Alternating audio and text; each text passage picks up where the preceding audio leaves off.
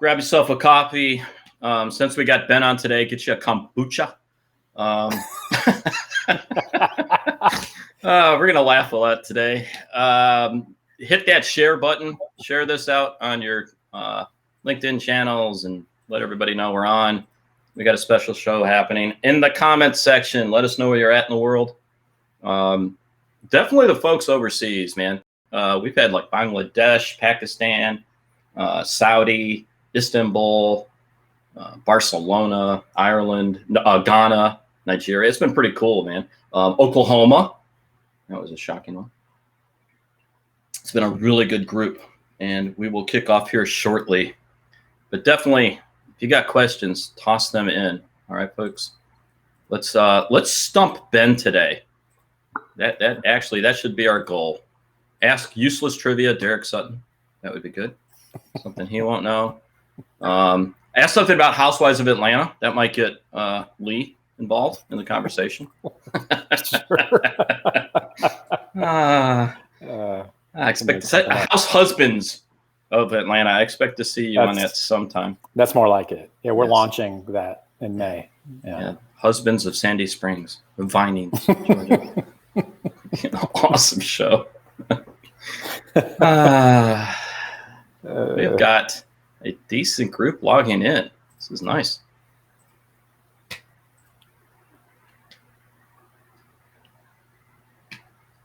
I love live shows when you just see a screen that says The Breakfast Show US. Yeah, so this show doesn't have a green room or any breakfast served to its guests or delivered to them. I noticed that. Does DoorDash go to the middle of nowhere, Iowa? Just curious. Continue. That's affirmative. DoorDash in Iowa is you run out in the yard, you shoot the cow, and drag it right back in. Man, I have no defense for any Iowa joke. Awesome. Awesome. And so you guys get to see all the good behind-scene things. So my producer, Tobias in Copenhagen, can you let me know where we're at on a countdown? Because I look good, and I want to share it with the world. Oh, awesome.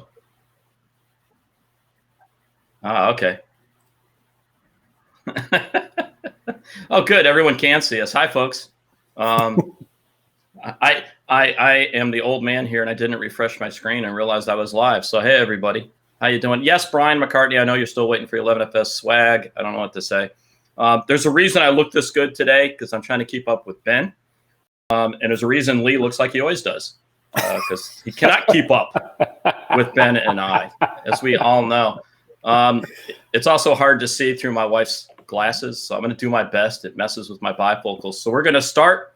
Another Saluki in the house. Andrew, I like that. I actually went to Southern Illinois, everyone. Graduated there from college. Had never been there. I did it on a submarine. Literally, I've never been to Southern Illinois and Carbondale, but I heard it's beautiful. So let's get started. Welcome to another episode of the 11FS Morning Show. This is the 21st episode, believe it or not. That means we have been doing this since the beginning of April. This is the show from the folks at 11FS, bringing you interesting insights into the fintech and banking landscape. I am Sam Maule, 11FS Managing Director in North America, and I'll be your host for this. Do let us know where you're watching from. We'd love to hear from our viewers. We'd love to know where you're based. Share this. Push out that live stream to everybody so they can watch too. If you have questions, throw them in the comments section. I guarantee we'll get to those.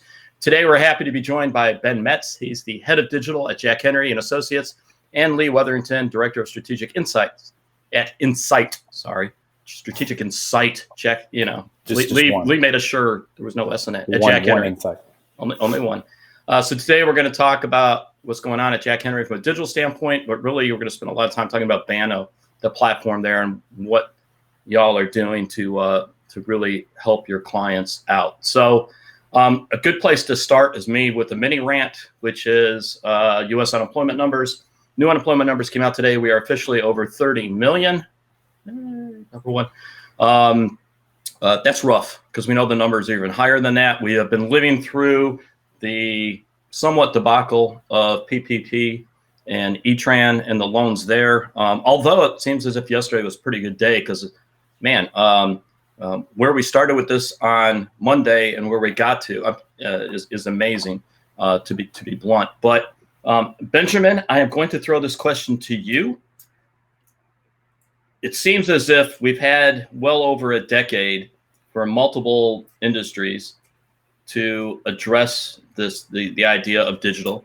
It's not like the internet is new, and it's not just banking, and yet I think we failed pretty miserably. So if you look at what's happening right now in some areas, if you look what's happening right now, for example, with folks trying to file for unemployment across the U.S., the individual states' unemployment systems keep crashing.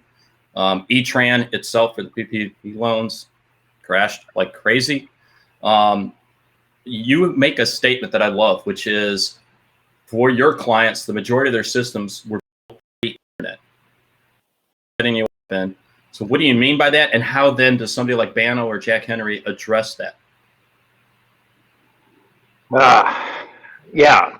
Well, yeah, I mean, you said it. So most of the systems that we rely on for most of the financial transactions in our country were built before the internet. Not something most people talk about. But I would expand that a little bit larger. I think fundamentally, and again, as a preparatory remark, I'm always going to be speaking in the context when we talk about finance. I'm going to be talking about just the context of community institutions because that's where my head always is. But if you expand that a little further, I mean, fundamentally, there's three domains that I'm thinking really hard about how terse I want to be in my statement. Very terse. So I would say that we have a generational leadership problem in three domains. That would be government, healthcare, and finance. And so I really want to be careful there. But and all three of those domains are being disrupted. Right now, to answer part of your question concerning community financial institutions, they just haven't faced disruption in a century. So the only disruption they've really fundamentally faced would be sort of the financial sort of curves, right? So the economic curves that just constantly happen. We hit the bottoms, they have to deal with it. Savings loan crisis, like those kinds of things. Inflation in the early 80s, like those kinds of things they've had to work through. So, but fundamentally, the disruption has happened now. Really, I think it's really happened over the last decade, and it's got to the point where it's asymmetric and highly concurrent for community financial institution in that domain. But I think the thing that nobody really wants to say is we have a generational leadership problem. Well, you went there, didn't you? So I'm glad I actually covered my gray hair, and I agree with you. Lee, I love Lee. I love giving Lee shit. I'm going to be absolutely honest about that.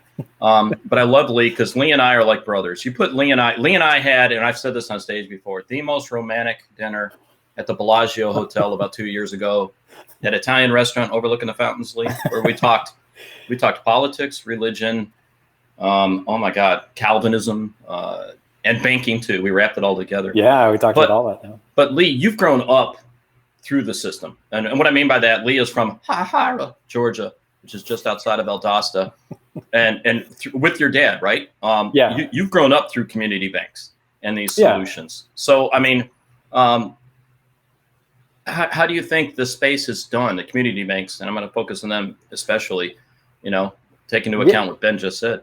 Yeah, I think what we're seeing net, despite some really big, obvious challenges that we're not just in the middle of, but it's going to get worse. You started out with the employment numbers. The GDP numbers for first quarter came out down 4.8%.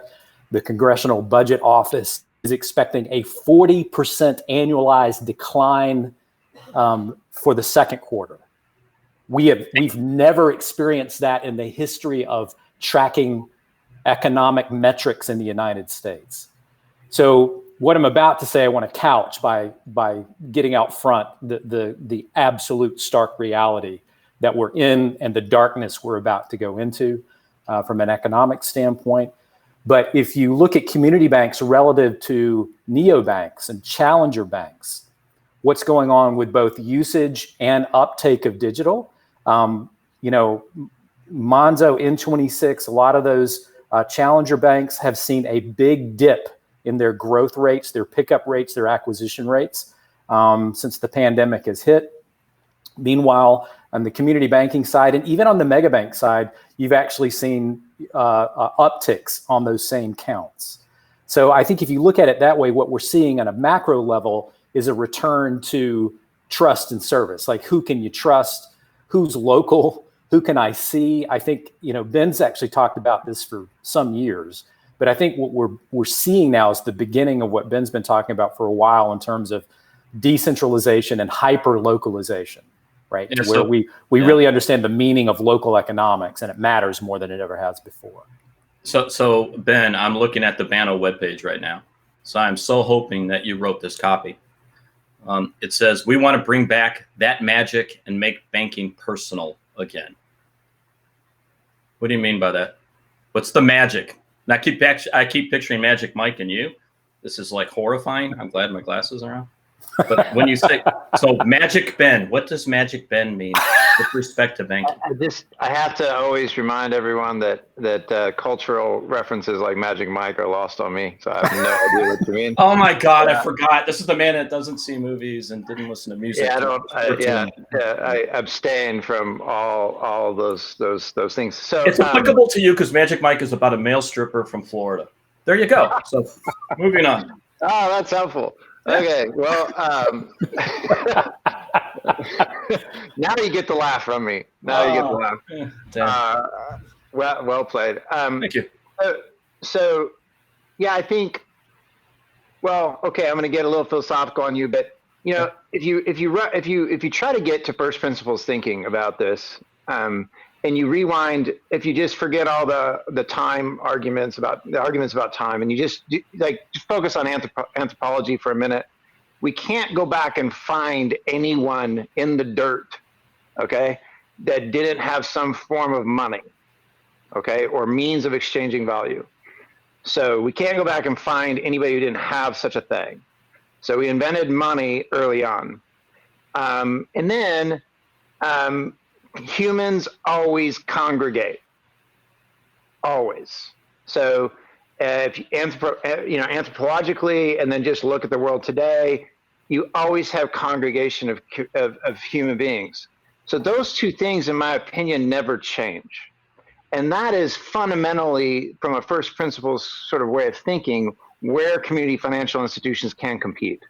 Because as soon as you get into difficult situations with money and relationships, the most reliable thing you've got are people you can trust.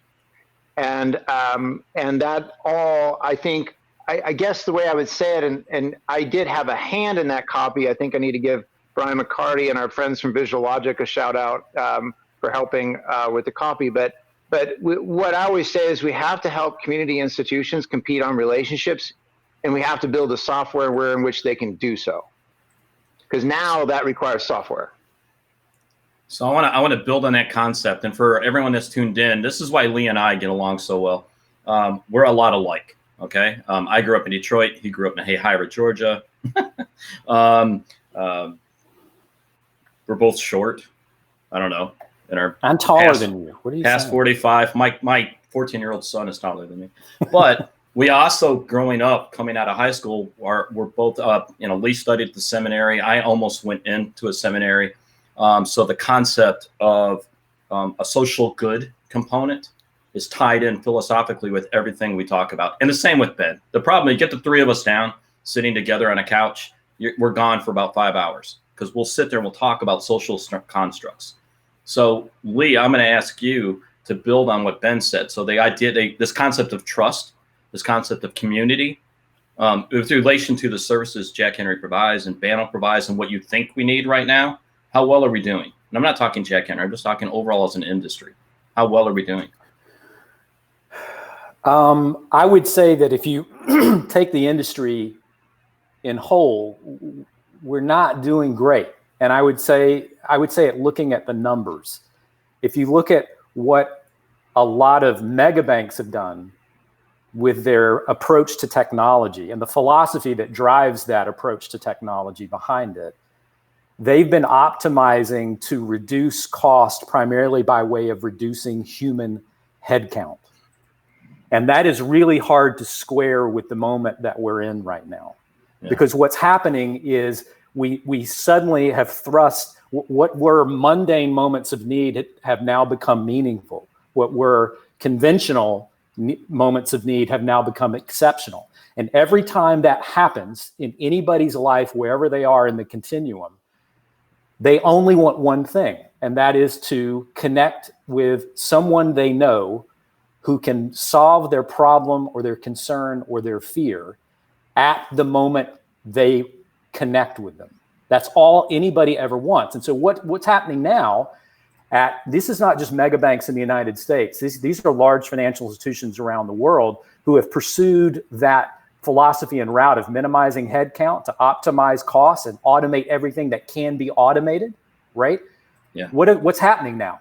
They've got thousands, tens of thousands, hundreds of thousands of people calling when they've reduced headcount to a tenth of what it was a decade ago or 15 years ago. No one's there to answer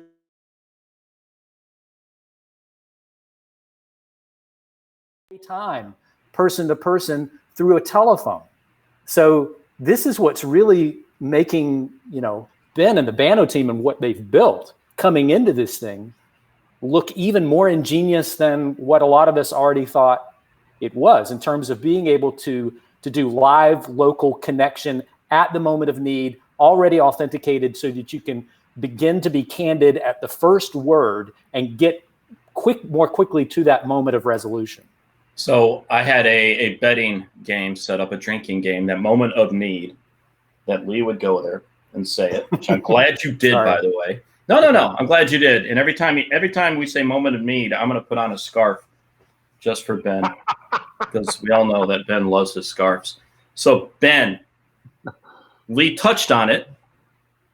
What have you done at Banno pre-COVID, by the way, to address this moment of need in a human interaction in a technical sense? How have you addressed that? Yeah, so I don't know where to jump off. I think people always say, well, Banno Conversations is just secure chat. And the ability to chat is the least interesting thing about it. In fact, that's Amen. like the easiest thing. We actually don't want people to have to type. So that's the first thing. The design of it is, and we will progressively increase the ability for people to not have to type. So the way to think of it would be is you log in, Sam, and you're checking your account balance. Why? Because there's a balance you have in your head, and you just want to see if the balance you have in your head is correct. Right? So you check the ledger effectively, and then it doesn't match what you have in your head. So you look at the transactions, and now there's 3 transactions sitting there that you don't think you made. And so what you do is you just say, click, click, click. You select those 3, you add them to a conversation, and you say, hey, Ben, I don't think I made these transactions. And you do all that you can do all that in less than 15 seconds. So, from the time you see there's a problem and you say, hey, I don't think these are, but there's a couple important things to note. And I know you asked me to be technical, so I'm going to be technical. So then as those things come through, we can detect that you're actually talking to us about fraud, right? So then we allow the institution to create routing rules. Because what you have no idea about when you're engaging with us, I'm in the financial institution and you are our customer and you engage with us, you have zero understanding about how we are structured to service you. Yeah. You have no idea there's a fraud department. You have no idea there's a credit department, a loan department. And within that loan department, there's a mortgage group, right? You have no idea how that bank or credit union is structured. So what we want to do is actually make it easier in the back office. Probably the thing that doesn't get enough attention about what we do is that back office is a massive focus. And why? Well, because we can actually improve the time from that moment of need, now you got to put on a new scarf, to resolution by effectively, God, I sound like such a salesperson right now. Do this. But effectively, we can shorten that time of moment of need to resolution by giving better tools in the back office of financial institutions. So how that would work is then if the institution set up their specific routing rules to their specific organization, that immediately gets routed to the right people. But if I'm the person that's servicing you directly on that channel, what I can say is, hey, Sam, we already have this. This is already over at our fraud department. You're going to be hearing from them because they're going to chime in as well on this channel. And we can see you're located very within a few blocks of this branch. Now, this doesn't apply in COVID, but we can get to this online to offline mode modality effectively also, because if you have a serious fraud problem, you're going to have to go really sort it out. Now, what happened in COVID for us, and obviously, Brett King asked me what has changed about your strategy, and I really was I'm being completely honest and transparent. Nothing. Everything we were doing was actually anti-fragile to COVID, and I take that word pretty seriously. It wasn't just robust in COVID; it was anti-fragile. It works better in this environment. Everything we're doing works better, so it's anti-fragile, and so there's a lot that we're doing, and we'll continue to bring a ton of back office automation, back office routing. And what does that do? Again, the customer has no idea, right? Let me say this one more thing. I'm on a rant, but one more thing. Digital service has been primarily run through the bottleneck of a call center. Yep. And that's what Lee was saying. The call center, the phone, is a bottleneck. And so what we are trying to do is unwind that bottleneck, right? With this conversational social platform effectively that's also transactional in nature. So what can happen is that a financial institution that's already resource constrained, right? And has this now bottleneck, right? Because every institution in the country, every government, every healthcare office has a phone bottleneck, right? As do the airlines, incidentally. So we can now unlock that bottleneck because a person that can normally do synchronous phone calls, right, can now handle 5 to 7, maybe 7 to 10 conversations with customers asynchronously, because you just sent in this fraud problem, and I'll end it here. And then that gets auto routed to the fraud group, and I'm still managing the conversation with you, but now I can now take an inbound request from Lee, right? Yeah. And now we've unlocked this fundamental bottlenecking phone problem. I'll stop there.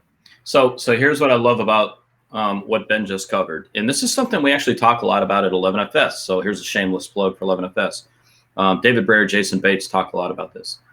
One of the things that we did and focused on so much in fintech as a whole, but across the space, is this emphasis on incredibly great UIs, right? The experience when you're using your phone, right? That digital front end and the GUI and how you engage. But the reality is everything that lived underneath the glass was still shit. I think that's a technical term, Ben, is everything that you were walking into. One, it wasn't just one black box. It was multiple paths that it had to go through, even if it's within one single bank, right? Just great. Because of the sheer applications you had to tie into. And what was ignored largely was this underlying infrastructure, that behind, under the glass, that so desperately needs to be addressed. And that's some of the stuff that at Banno you've been doing for Jack Henry. And I'm going to give you guys a big shout out because I've sat through and watched the product roadmap. I've seen you demo these and go through it. So Lee, we've had a couple questions come in, so I'm going to get your opinion and then flip it over to Ben. But I have to take my glasses off because I can't read. The bifocals don't work through this. Generational disruption. Yeah. So a lot of good questions. Why do fintech and neobanks always say that big bad banks charge too many fees? And also the neobanks coming in and these challenger banks, both here in the U.S. and abroad, that are coming to the U.S. So you think about this, Monzo's applying for a banking charter here in the U.S. Stash just raised $112 million right now. what do you guys think about, and Lee, I'll start with you. What do you think about these challenger banks? I'm not going to say neobanks, but these challenger banks, both homegrown and external, come to the U.S. Do you think they're going to displace community banks, large banks, et cetera? In a word, no.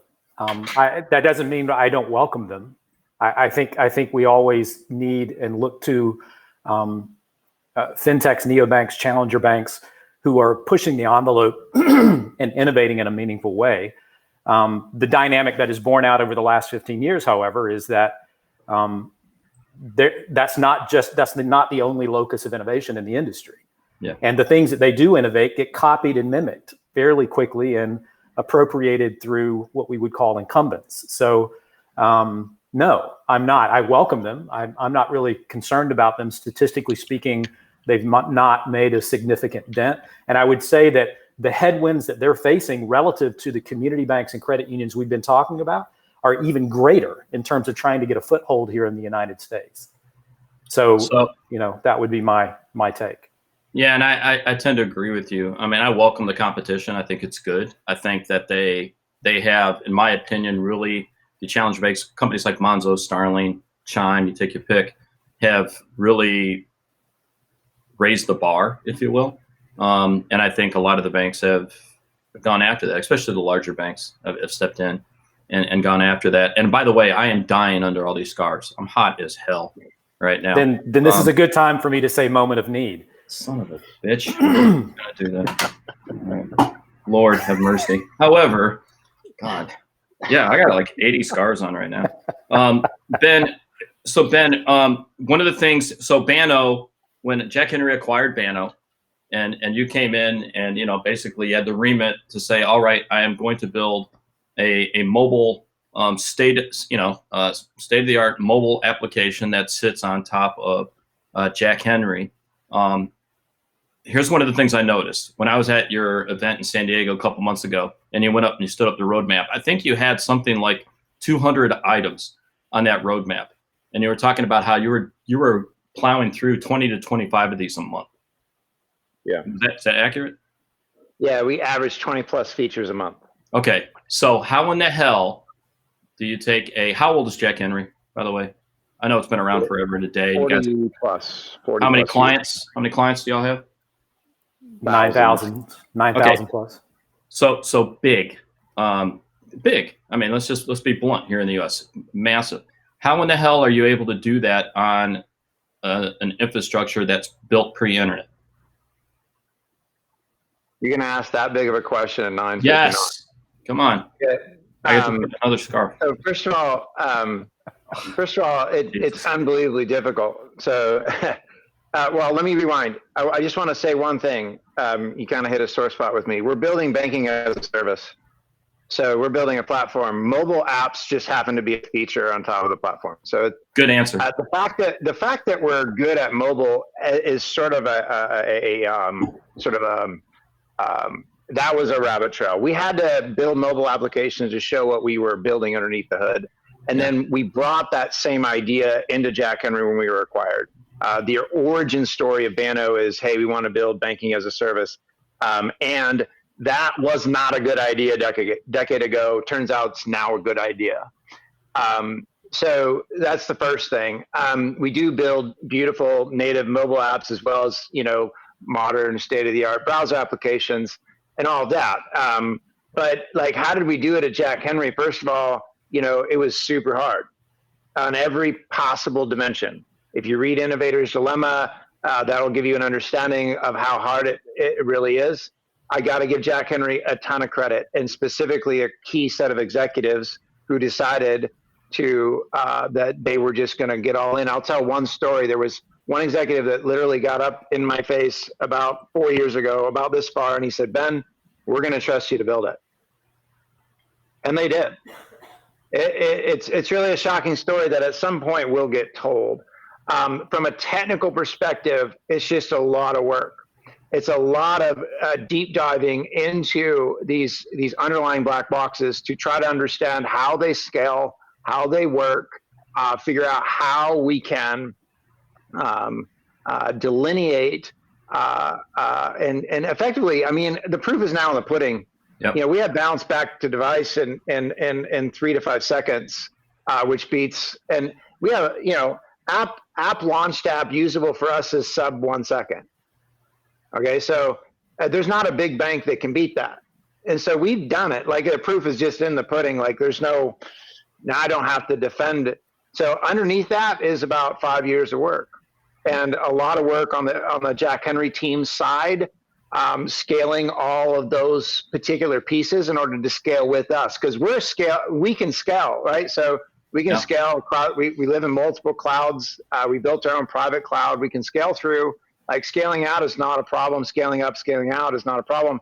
But the real problem is, how do you scale the underlying systems, because back pressure is a real thing, which we found out, you know, in spades during the stimulus run. Right. So there's still problems to be solved. It's cracking me up. I'm going to make a cultural reference that Ben's not going to get. Hey, remember that scene when Joey put on all of Chandler's clothes on Friends? I remember. Yeah. Ben has no clue. Ben, I heard your wife cough. I think she's in the room. She'll explain that to you. Very famous scene. That's how I feel right now. This has got to be just delightful for your tens and tens of listeners and viewers out there. They're so used to it with me, they gave up. Right? I mean, they just have. We've had a ton of questions come in, and what I'm going to do is, because Lee, Ben, and I are selfish, and we just want to talk about what we want to talk about, I'm going to take all of your questions. We're going to ping them to Ben and Lee and let them answer them, because the questions are fantastic that have come in. Don't get me wrong. The problem is, and I mean this sincerely, despite the fact that I look like a freaking idiot, between the three of us, we all take this incredibly seriously. We understand, and we've had this philosophical talk, right? Typically, to make drastic change, you got about a 10-year window, and we're seeing that window shrink down. This isn't me saying that. There's multiple folks that have talked about this, that typically industry changing. Industry changes and verticals change and all that typically happen over a decade. I think that window is shrinking down considerably, right? The time to market now is shrinking like crazy. And we are coming out of an event that I think is safe to say is right up there with, 9/11, 2008, when the internet actually launched back in the 90s, when Ben was, I don't know what you were doing in the 90s, Ben. I don't even want to know what you were doing in the 90s. But Lee and I were working, in banking. But I feel like we are going through, this is, it's that Lenin quote, right? There are weeks when, nothing happens, and then there's, weeks when a whole decade worth of things happen, and we're living through that. So the demand on Ben and his team is extensive, and they're up to the challenge. I would say, if you really want to have somebody articulate to you a vision and be able to talk in terms that people can understand, Lee is one of the best. I promote Lee like crazy as a speaker. Thank you. Well, you make me look good, because after you, I go up and they're like, "Oh my God, this guy's incredible." But no, I do mean it. And believe it or not, we have run out of time. I'm going to tell everybody your questions. We will go through every single one of these. We'll ping them to Ben and Lee, and they're very good about responding to them. I would engage with both these guys. Ben hardly ever goes on social media, which is evident because his picture on Twitter is from like 1982. Lee is always on Twitter because he doesn't have a life. So Lee, where's the best place to engage with you? And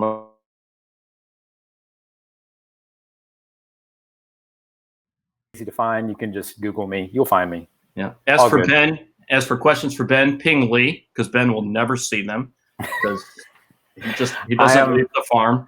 I mind the gate at Ben's barn. I decide who goes in and who comes out. So. Yes. So honestly, this made me happy. Lee is the gatekeeper, the key master. That's another cultural reference. Yeah, he's not going to get that either. You got to stop doing that. That's from Ghostbusters. As for me, Sam Maule on Twitter. Reach out to us at podcast@11fs.com if you have guests you'd like to see come on.